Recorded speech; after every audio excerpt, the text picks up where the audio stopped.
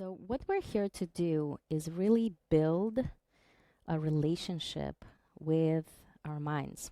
Now, how often do you notice that the voice that sits inside you actually leads and dominates what happens to you in your journey? And as you enter the space of curiosity, I wonder if you can imagine that your voice actually is not your mind, that your voice is actually not even you. Because what happens is we are running on two sides of our mind. It's the conscious and it's the unconscious or subconscious. And the conscious mind is responsible for logic, for reasoning, and filtering information. But believe it or not, it's only 5% of our entire capacity of the mind. Now, 95% is your subconscious.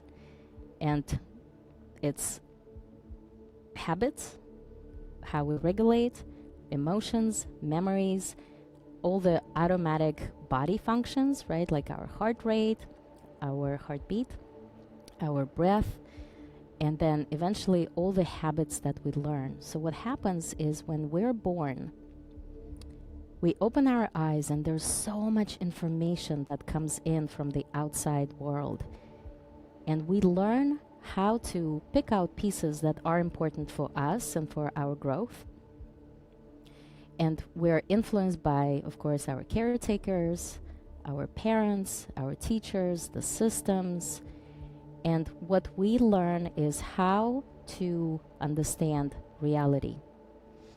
So there's no such thing as really reality, right? Most of the things that we hold inside ourselves is our version of reality and a concept of what reality is. So from that perspective, think about when you're a child and your mother, for example, teaches you in the playground and says, hey, how about learning how to share your toys?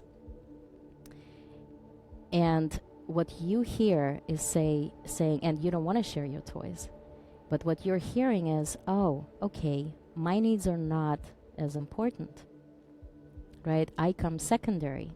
And this is just a tiny example.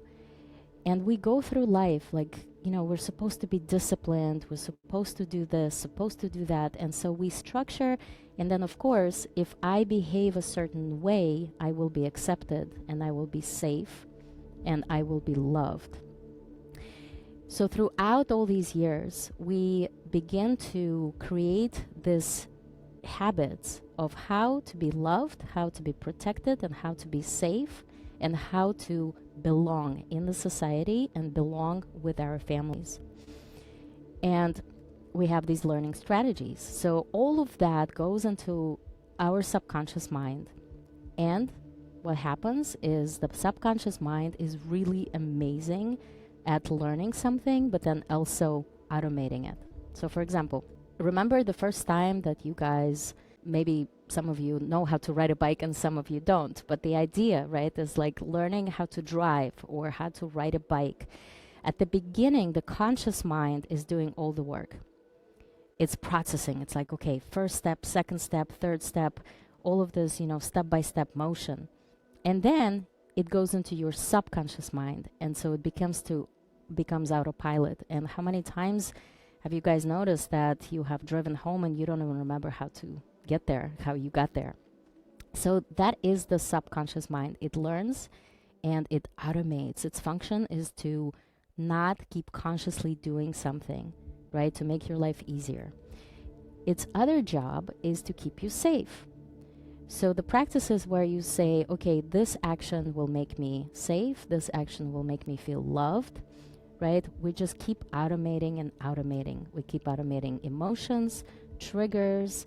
We keep automating our responses to the surroundings. And at some point,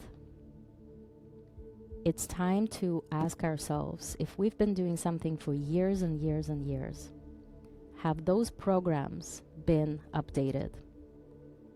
Have I actually needed to keep myself safe in those exact ways.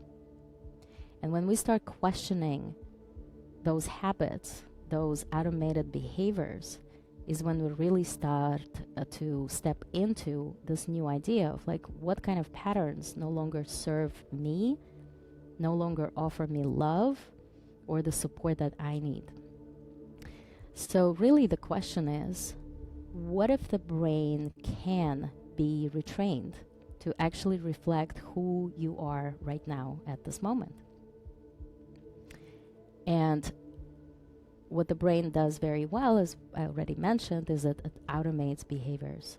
So at some point, what if you were able to give it a new behavior and have it automated in a new way?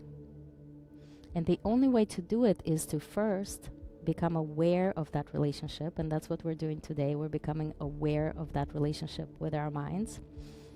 And then start asking questions, what is serving me and what is not serving me? And then the next is, how do I want to feel? How would I rather be? How would I rather feel? And of course, when our thoughts come into our mind, it affects our bodies. So it's the emotions and the feelings that are working together with the mind. And we start rebuilding, and the more we practice and envision the exact way that we actually want to be, our subconscious begins to automate this new behavior. And that's when our life begins to shift.